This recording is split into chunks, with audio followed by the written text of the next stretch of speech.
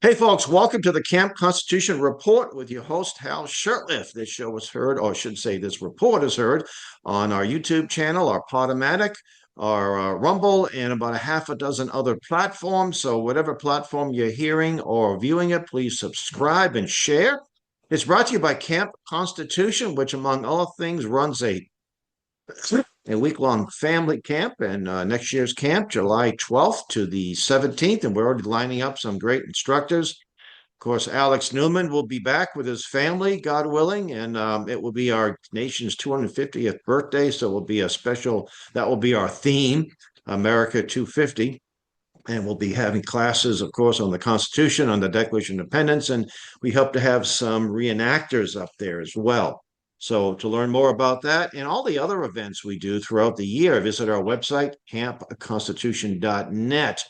And also, when you go to our website, you'll see a drop down for the Sam Blumenfeld Archive. This is an incredible free resource for educators, homeschoolers, teachers, and what have you. Again, campconstitution.net. So, anyway, let's get to our guest, our right side blonde, Rachel. And she comes to us through our good friend Alex Newman, who thought we should get together. And I visited her website and I said, "Oh, yeah, I think we should interview her." So before we get into her publications, she's basically for young people, right? For youngsters. Then you Yep. have a little bit of, could you tell the viewers a little bit about yourself and what got you into doing what you're doing? Yeah, it's kind of a random journey, like a lot of us probably got into this movement. But I'm from Iowa, grew up on a farm, small town Iowa, went to college, got a master's in exercise physiology, was most recently working in the real estate industry. And then I kind of woke up to a lot of the corruption that's been going on, which I'm sure your audience is very well aware of. And I decided I wanted to get involved somehow. And so I was trying to look for different ways that somebody hasn't tapped into yet or hadn't tapped into yet. And I found a George magazine in a basement of all places. My audience knows this really well, but I was in the basement cleaning it out. This older gentleman had dementia. His older kids didn't want to come back and clean it out, so my husband volunteered us to do it. I wasn't happy about it at the time, but that's what started the entire George collection, was finding that very first inaugural issue of George magazine, and I saved it from the garbage. I still have it. So it took me about a couple years to find all of them, track them down on eBay. And then I have a podcast on YouTube called The George Collection, where I look through them, I read old articles and kind of compare and contrast to what's happening currently. And it's pretty interesting to look back and see what was written about in the 90s that's still playing out in 2024, 2025. And so that's kind of what got me into the movement. I worked for another publication for a short time, and then I spent a year off just kind of focusing on the George collection and focusing on current events, And by traveling the as way, much as I could. just so that the people, some of the folks may not be familiar with George, that was a publication put out by the late John Kennedy Jr. for about, I don't know, 10 or 15 years or so. Yeah, so this is the farewell issue of George magazine. It's the last copy. It's got JFK Jr.'s face on it, but this is one of the things I think are interesting. There's 57 total copies of Mhm. the original George magazine. And guess who's on the 47th cover? Donald Trump. Donald Trump. That 47th. was a guess, but it was a good guess. It was a Wow. good guess. So I like to look for little coincidences like that, and I think my audience they find it interesting too. So that's what I like to do on the George collection, and that's on YouTube and Rumble is where I mostly post those. So that's what got me into it. And like I said last year, I just kind of spent a lot of time researching and traveling and trying to figure out what my next step would be. And I think the reason Alex and I thought we should meet was because we have a lot in common with what we'd like to do with the youth of America. And I think we both agree that some changes have to take place if we want to keep this republic the way we have it right now, which, well, hopefully it's better than it is now, but the way it was meant to be from the beginning. Well, So, what's interesting is I think the in 2016, something like 70% of people under 30 voted for Hillary Clinton. I believe And it. I think that trend is changing a whole lot. And we look at Charlie Kirk as being, Oh yeah, but he's done a lot. there's so many people out there doing their thing, God's little armies around the country. making an impact. So, although you have to hand it to Charlie Kirk and his influence on college campuses and high schools as well. But I think people like you, organizations like ours, and all, it's a combination. It's not just one. And I Correct. was delightfully surprised by the impact. And these young people are realizing, hey, we can't get a home. My son, who's 28, he and his wife may be able to get a home, but it's not easy. I did have another daughter of mine's getting married. They bought a home, and they wanted to live in New Hampshire. They couldn't afford it. They said, they're down in North Carolina where she's working as a nurse, but to get something comparable, it's out of reach. So especially, and if you're trying to live in a big city, trying to raise a family in a big city, forget it. I Yeah. mean, we were born and raised, and we homeschool our children in Boston, Mhm. but there's no, and we inherited the house. There's no way that we could afford a house if we didn't inherit it. So, but I'm interested. I look at some of the articles you have on your website, and your website is Right Side Blonde, um, Yep. and you actually voted for Obama in 2008. That's interesting, and I'm assuming you at least lean towards Donald Trump a little bit since Yes. '08. Yes. A lot of, I don't see a lot of people my age at different Trump rallies. I see a lot of the older population or like my parents' age, which is awesome. But like you mentioned, I think Charlie Kirk is getting the younger, even younger than me. I'm, lower 40s. So the younger, even 20s and 30s, I think they're starting to wake up too. And I just saw recently that the trend for transgenderism is finally going down too. So I I think saw people are that too. Yeah. starting to wake up a little bit to the propaganda of all of this. Um, but I What think, I'm hoping is a trend for tattoos, especially on yeah, women. I hope that ends. That is, I know it's getting kind of ridiculous when you see them all over. Yeah, I see yeah. that I too. made a comment by saying that this poor woman she was arrested at some gathering, and she looked like she may have been a very pretty lady. And I said, "Oh, nothing brings out the beauty in a woman than being totally covered with tattoos." I don't get it. I don't see. No, Oh, it's terrible. oh, I know, but there's not a lot of people in my age, and I there are some, but not much. So, I think that you know, we need to wake up this generation a lot. And so that's kind of what I'm trying to do is just help be some kind of an influence on the next generation. And with our children's magazine, it's interesting because a lot of parents are not the ones buying these for their children. It's the grandparents, which makes sense to me Yeah. because the grandparents are the ones that understand and recognize what's going on. And people in my generation that have the little kids, we're in the thick of it. We're working and we're trying to raise our children. We don't have a lot of time to do a lot of extra research and see what's going on. So that's what these are about is trying to instill some truth into the children, but not just the children, but the parents of those children too, which would be my generation that are missing out on the boat. So kind of what the left has done to us, which is subvert our children by putting these little things in the books and putting these things in shows and movies and all that stuff. I want to do that, but I want to do it in the rightful way. So we're trying to put the truth back in there and we're sneaking it back in there in a magazine. So that's one way that I feel like we can make a positive change is there's going to be all kinds of different content that's going to come out, in my opinion. Christian music is up now, up 40% or something I saw recently too. Um, Forrest Frank, my kids love Forrest Frank. He's a Christian artist. Been to two of his concerts. So there's going to be this revival that's happening. And so this is just one more tool that parents and grandparents can use to just remind the children of wholeness and goodness, not this garbage that they've been getting for the past decade plus. Yeah, and I think children have a tendency to gravitate towards the truth. I know when my children were small, I'd ask them, "Who made the moon?" And my daughter, who's now, well, I have four daughters, but one of my Georgia would say, she looked at me like I was dumb. God made the moon. Like, who else could possibly make the moon? It isn't until they get older they learn all these nonsense and lies. Now we homeschool from day one. Hmm. Not to say that being homeschooled automatically shields you from the culture.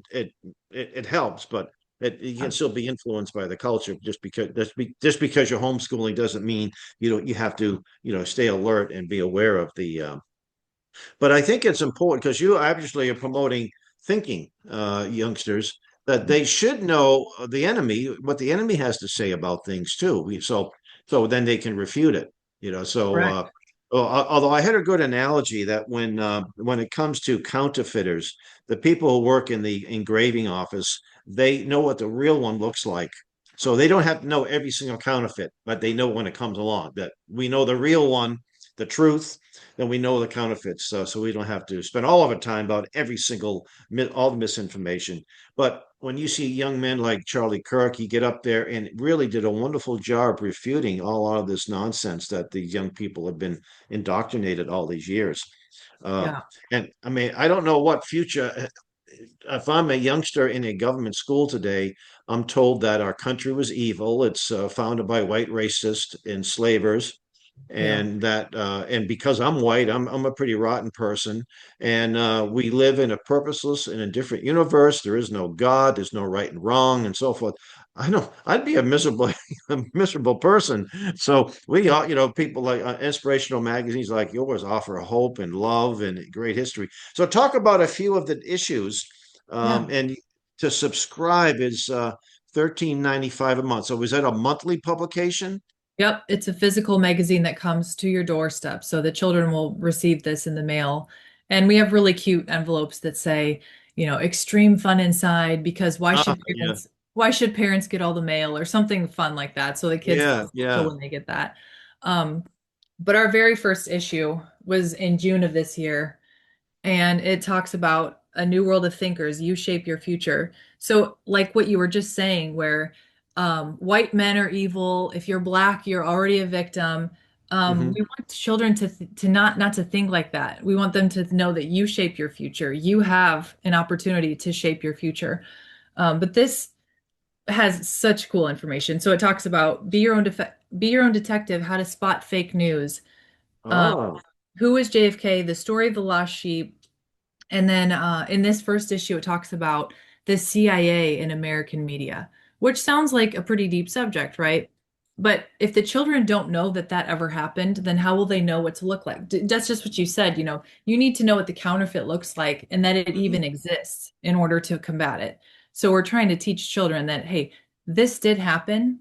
And then we don't say it's currently happening now. I mean, we don't go into the super conspiracy theory type thing. We don't Right, want parents to throw it out the window and be like, this is right. garbage. Sure. Um, but what we say at the end of the article is, what would happen if a government had control over its own media and we only heard that side of it? What could potentially happen? So it gets the children to think, oh my gosh, that could be really dangerous because we would only hear what the government wanted us to hear and not the truth. So it helps them kind of understand what could happen.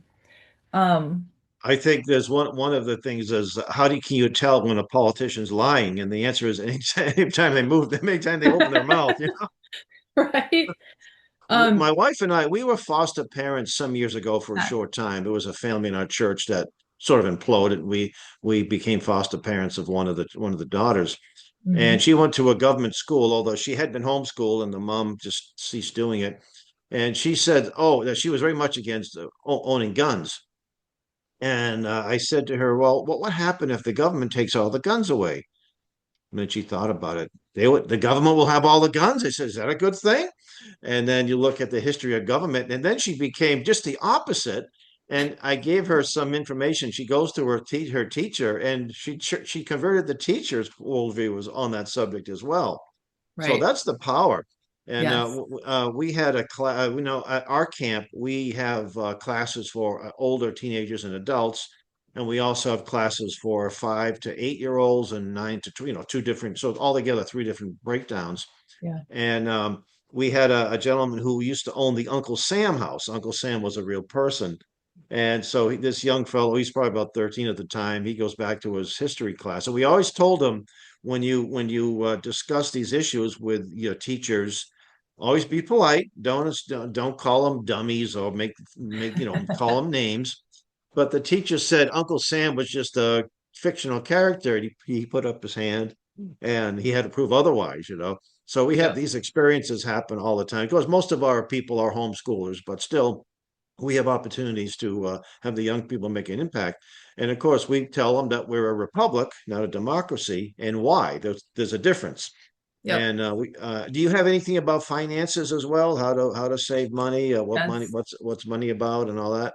Right. Yes, we do. We have different ways to make money so children can, I think the most recent one was, gosh, I have to go back and look and see, but there's different things like mowing the lawn was one of them. And then Hmm. for harvest season, it was helping your neighbors or helping someone garden. And then also in that, we do healthy recipes. So taking the garden's creations that you get and then putting it together in a rainbow veggie cup and you put together and see how many colors you can come up with in the cup. So there's all kinds of fun stuff like that. And then just recently, I think in September, we did one that was called What is the Stock Market?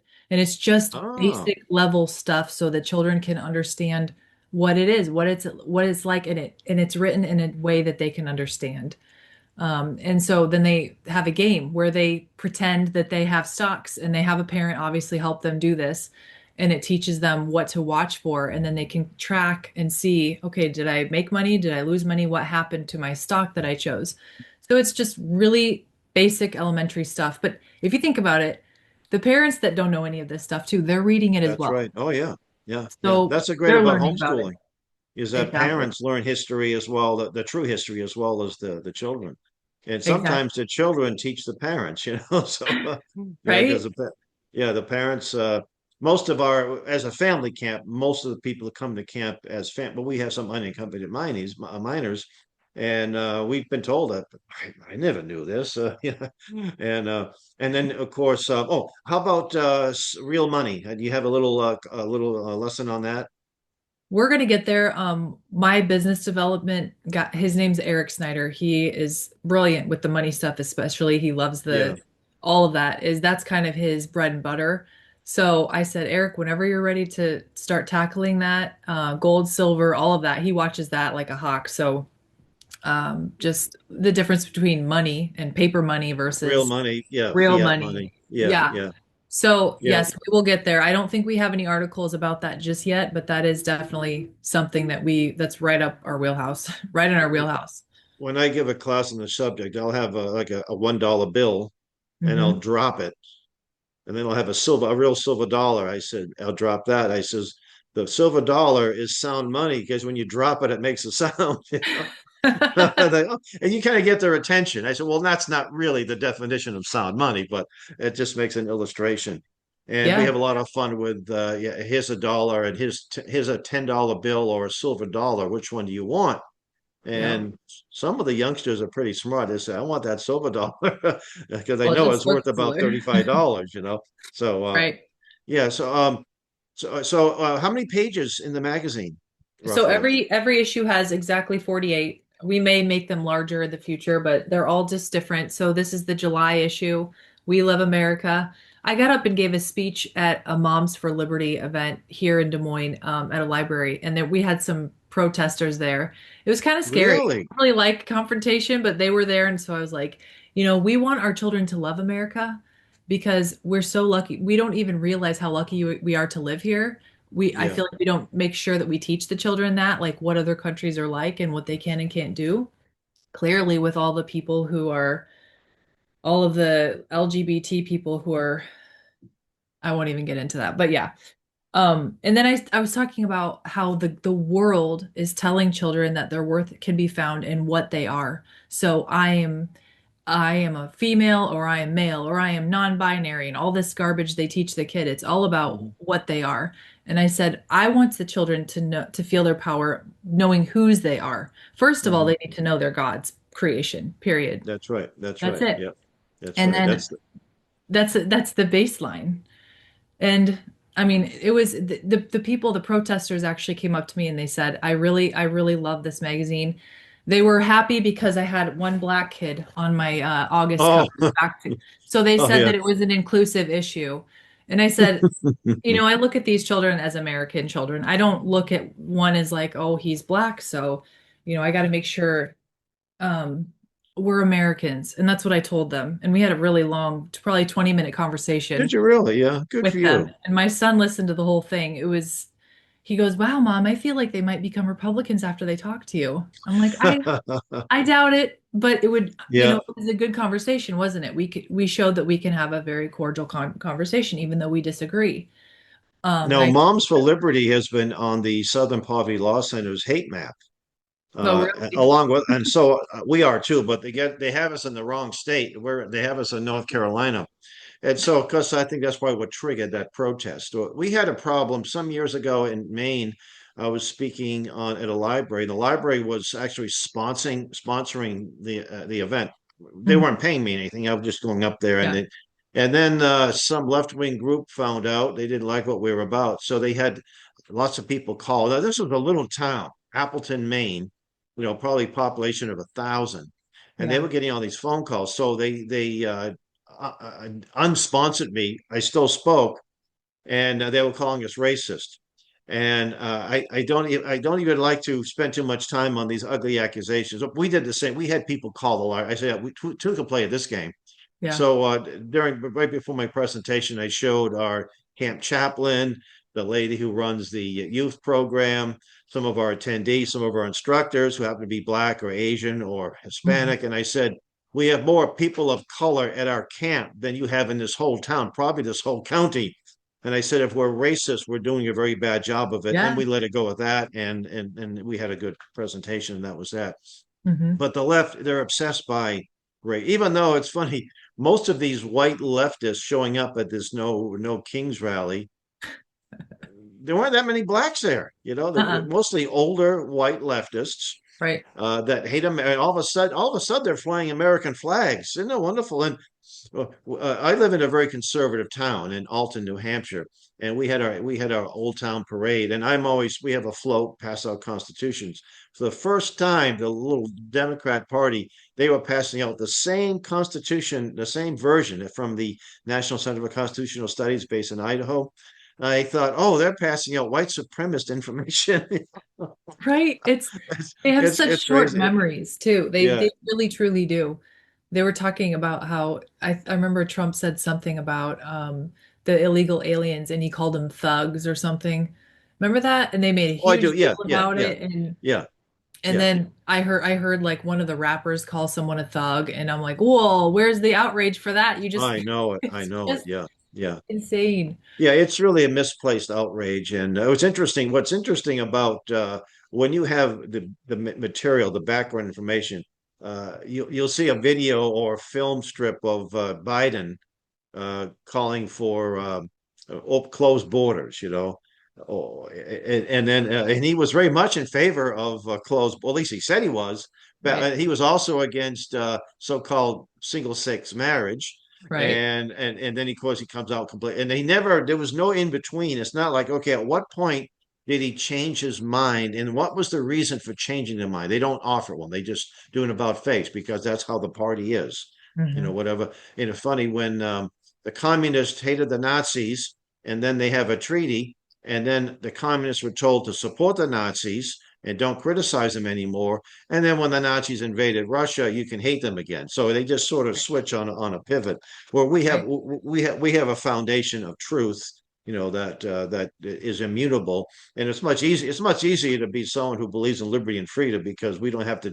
Well, what's the wet finger test? What are we going to promote today? How can Right. we change and pivot our positions? How do you address the climate change issue, or have you addressed it in your magazine? We haven't even gone there. I haven't even talked about it. I don't even know if we will. There's certain things that we just won't probably Yeah, go there just yeah. because I don't feel they probably get enough of it. If they get enough of the propaganda from somewhere else, then I'm like, well, I don't even want to discuss it. We may in the future have somebody come in who is an expert on it and the Well, truth of that. one of That our would be instruct important. one of our instructors, and he's a friend of Alex's too, is Professor Willie Soon. And Hmm. he's got two children who are following his footsteps. He's one of the world's top atmospheric scientists. So if you're Hmm. looking for a great resource, get a hold of us. We'll be happy to Okay. help you out there. Yeah, yeah. Yeah, we're And we're yeah, always looking for people. I know that you would like this article too.